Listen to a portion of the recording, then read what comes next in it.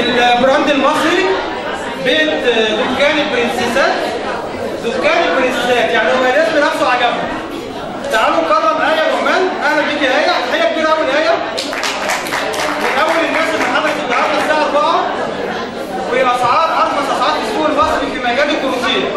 اللي مش هيشتري من آية النهارده يبقى ما اشتراش كروسيه طول عمره. آية كلميني بقى بدأت حياتك ازاي ووصلت للبراند بتاعك ازاي؟ السلام عليكم ورحمة الله.